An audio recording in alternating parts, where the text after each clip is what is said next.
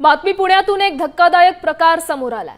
पुण्यात प्रेम प्रकरणातून एका 23 वर्षीय तरुणाची निर्घृण हत्या करण्यात आली आहे। अल्पवयीन प्रेयसीने मुलाला फोन करून घरी भेटण्यासाठी बोलावलं। त्यानंतर तिच्या घरच्यांनी त्याला विवस्त्र करून बेदम मारहाण केली। मारहाण केल्यानंतर मुलाच्या आईला फोन करून शिवीगाळ करत मुलाला घेऊन जाण्यास सांगितलं। मात्र उपचारादरम्यान या तरुणाचा मृत्यू झालाय। या प्रकरणी कोथरूड पोलीस ठाण्यात मुलीच्या घरच्यांविरोधात गुन्हा दाखल करण्यात आला।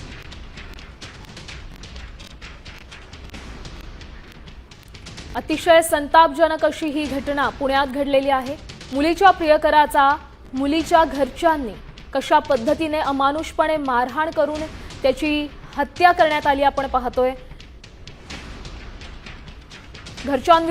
मुलीच्या घरच्यांविरोधात सध्या गुन्हा दाखल करण्यात आलेला आहे। पुढील तपास पोलीस करतायत। दुर्दैवी बाब म्हणजे या उपचारादरम्यान तरुणाचा मृत्यू झालेला